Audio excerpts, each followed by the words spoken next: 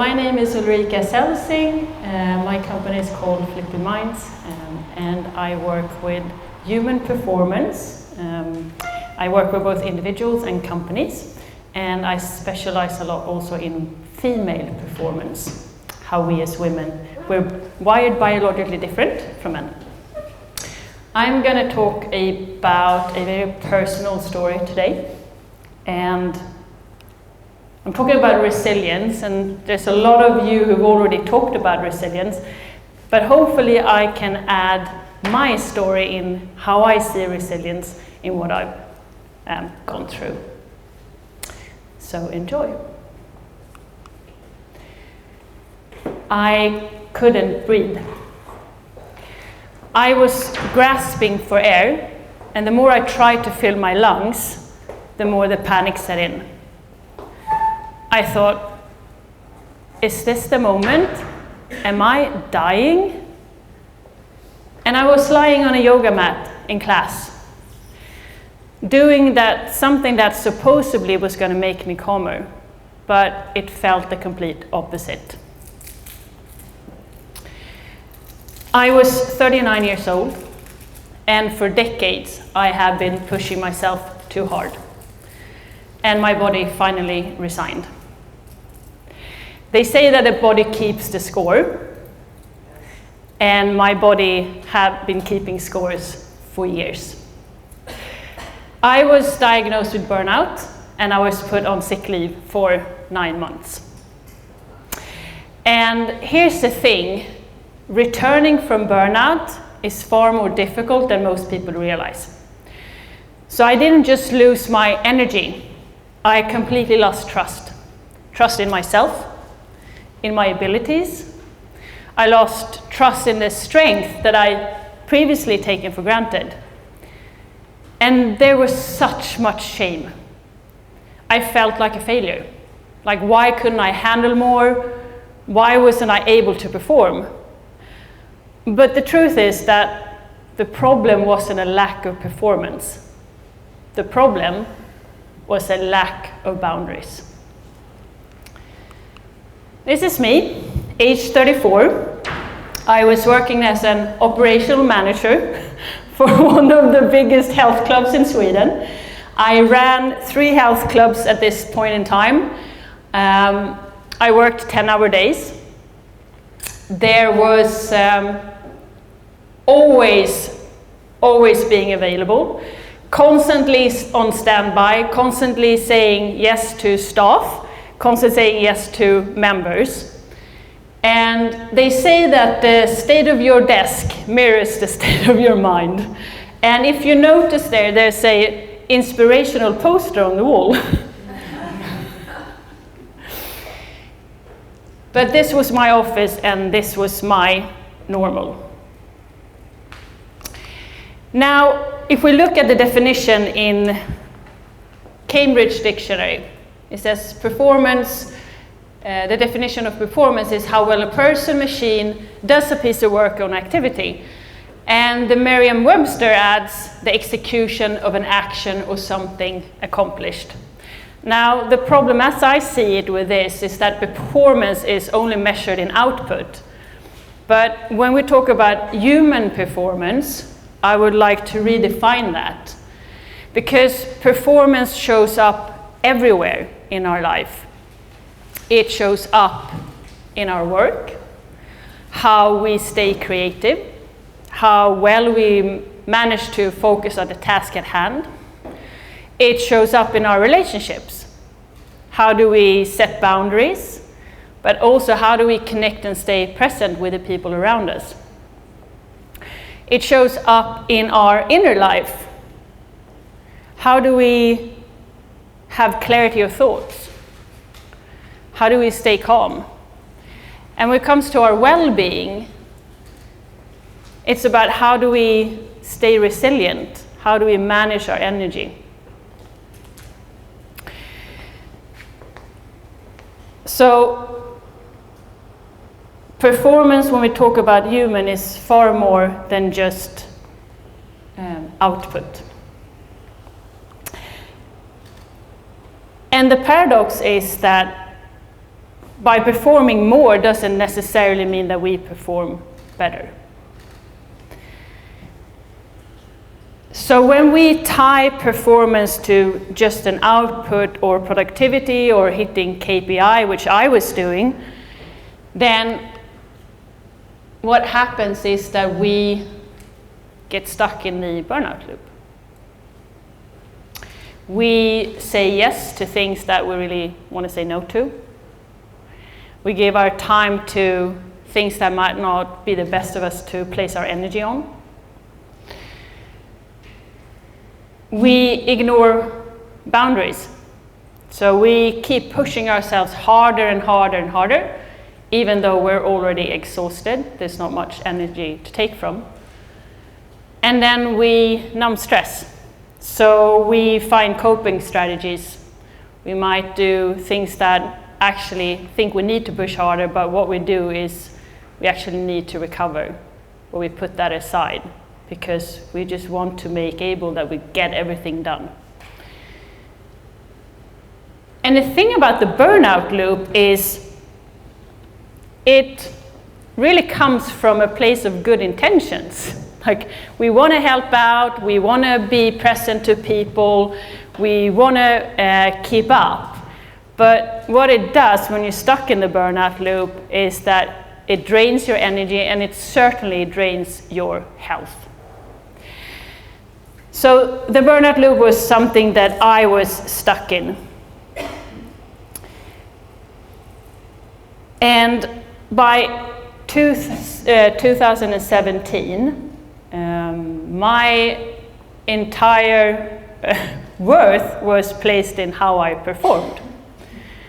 So when we place our value in how we perform, we place it into what we do rather than who we are. So for me, that looked like I was in a state of, I call it death by comparison, always comparing myself to everyone else, what they were doing, what I wasn't doing. I was also really good at criticizing myself, but also very sensitive to external criticism or judgment. So I wasn't that secure in myself to say, well, this works for me, but I was more willing to let that judgment of others affect me. And there was also shame, of course. That goes very handy in this burnout loop. Shame is a strong factor there. But what happens then when we ignore all those things, not only does it impact our health, but one thing that it doesn't do, it really suppresses our intuition and our creativity, but it also suppresses the signals that our body are sending to us. And I ignored my body signals, but for years I had been chronically fatigued. I was neglecting sleep because I thought that wasn't that important. And seeing I was working in the fitness industry at the time as well, as a group fitness instructor, I completely over-exercised because I also thought that exercising is going to give me that extra energy to keep up with things. And I also skipped meals. I didn't have time to eat. And then you don't become hungry, and that's a vicious circle. So it lasted for a while, but of course eventually it didn't last for that long. So for me, the breaking point became the entry point then. So I realized that I couldn't keep doing what I was doing. And I also realized that I didn't have a North Star. I was chasing opportunities, whether that be opportunities within the company, but I didn't just work for this company during this period of time. I was actually in another company when I was diagnosed with burnout.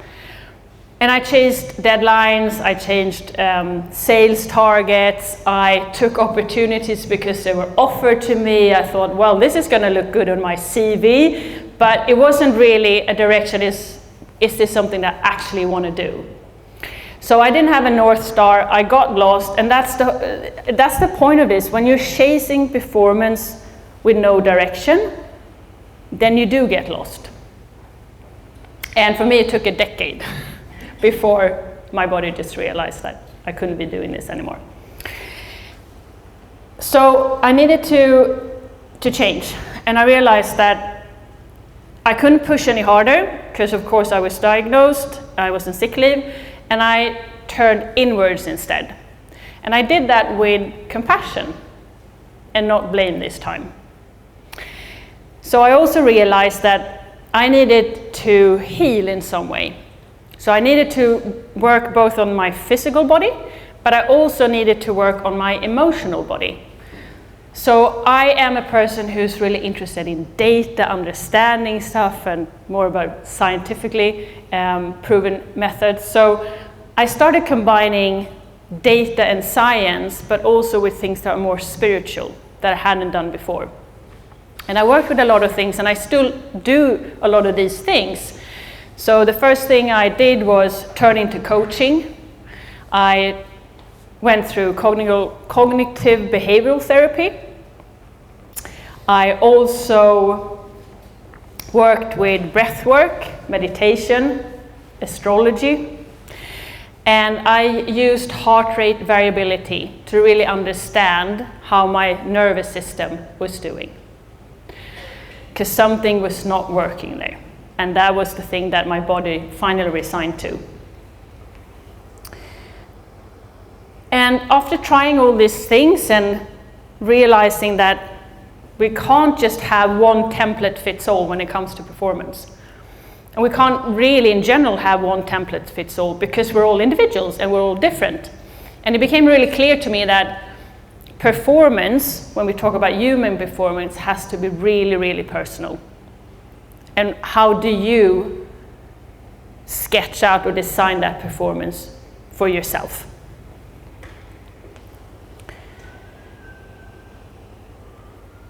And a question then popped up.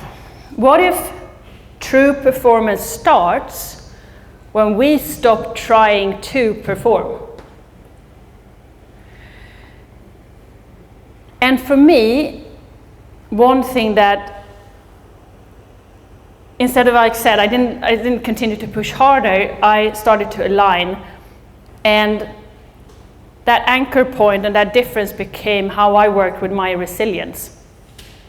We heard a lot about resilience, how it's about bouncing back, but I would like to challenge that today, because for me, resilience, when it came to heal after a burnout, it wasn't about bouncing back to what I'd previously been, it's about I need to realign to something different here. So for me, it was responding rather than turning inward. So I needed to actually connect with my people around me who I really trusted to seek help. And I realized that it's not a weakness to seek help, that's actually a huge strength, to have that support about the people around me. I also worked a lot on responding and not reacting. Finding that word that you said, Angela, poise, I love that. It's taking that time in stressful moment to really calm down and think, what is the best way to respond here? And you can do that when you work with your nervous system, because when you're up in the sympathetic nervous system, in that fight or flight, you don't respond with calm, you react. But when you're down in your parasympathetic system, you do. So that was a help to me to understand how to work with my nervous system as well. And then it was about rebuilding trust. So small steps for myself that were small wins to gain that confidence back, that I could do this, and I've done it before, and I can face the challenge again. The most important part for me in the resilience was also finding a meaning, finding something that was greater than myself. It wasn't just about me, but finding a higher purpose and tuning into that purpose. So if resilience is the foundation, then how do we actually work with it? And I call these the smart performance principles. So chaos as clarity is when I feel really overwhelmed, I take a piece of pen and paper and I started writing down all the things that I worry about, and then I cross out the things that I can't control, and then I focus on the things that I can control and I act on those.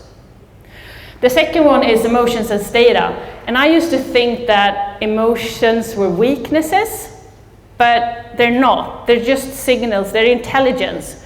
So when I'm angry, then I know that some of my boundaries have been crossed.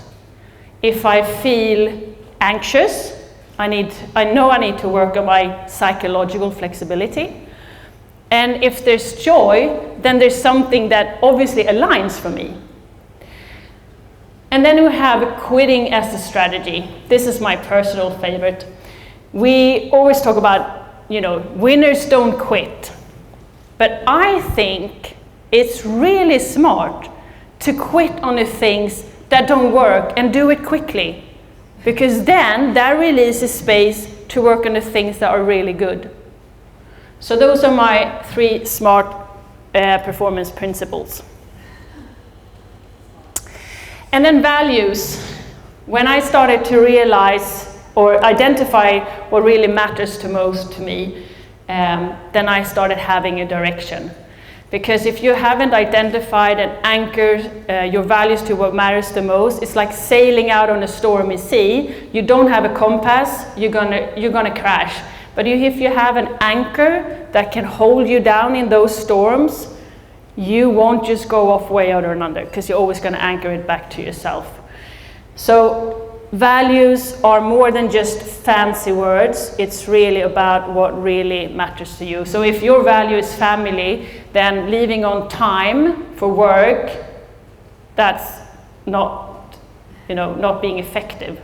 It's actually integrity. And if you do value your health, going to sleep at night when you should instead of sending late night emails, that is just integrity as well. So I want to go through a short exercise because I have a couple of minutes left. So I would like you to take your piece of pen and paper and write down, in the middle of the paper you write a line. So I'm going to ask you 2 questions. And the first one is, think about the past week. And I want you to write down what were things that gave you energy. And just top of your mind, just write down a couple of things. What were the things the past week that you've done that gave you energy? Just write a few things down. Then on the other side of the line, I want you to think about the past week as well and write down things that drained you. What drained you in the past week? You can put the pen down, and I just want you to look at those 2 columns now and see if you can see any patterns. Are there any patterns in the things that you've written down? And then also, what are things, or one simple thing or more that you can do that actually gives you energy? What are things in life that you can do that gives you more energy? And this exercise is just a really simple exercise to check in on energy leaks. So you can catch them before they become too drainful. So this is one that I use a lot, and I use it with my clients, and that helped me also to just really identify what are things that are positive energy to me and what are things that are negative energy or drain me, and I don't actually need to have those. So we want to have a more balance into things that actually give us energy. And I think that is me on time. So thank you so much. This is wonderful.